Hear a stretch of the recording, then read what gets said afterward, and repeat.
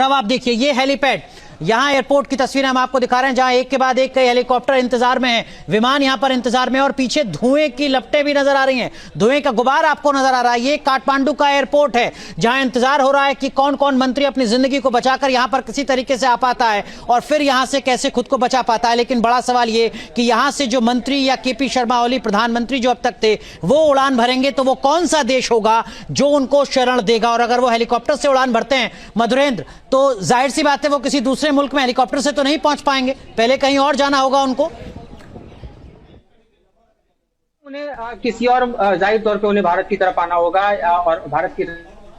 आके यहाँ से किसी और फ्लाइट में बोर्ड होके उनको दुनिया के दूसरे देश की तरफ जाना होगा। भारत और नेपाल के बीच में आप जानते हैं कि एयर स्पेस ओपन है, तो उनमें उसको आने में कोई दिक्कत नहीं है, उसके प्रोटोकॉल्स क्लियर हो जाते हैं। लेकिन सवाल है कि वहां से यहाँ तक आने की इस वक्त की जो मौजूदा स्थिति है वो उनके लिए बड़ी चुनौती से घिरी हुई दिखाई दे रही है, क्योंकि जन आक्रोश जो है वो एक ओली सरकार के मंत्री और इवन केपी शर्मा ओली को भी दरअसल देखना नहीं चाहता। वो अगर किसी के हत्थे चढ़ते हैं तो जाहिर है उनके जान पर भारी पड़ सकता है। इस वक्त की स्थितियों में रोड पैसेज मिल पाना और एयरपोर्ट पर आना अब सेना के हवाले है कि सेना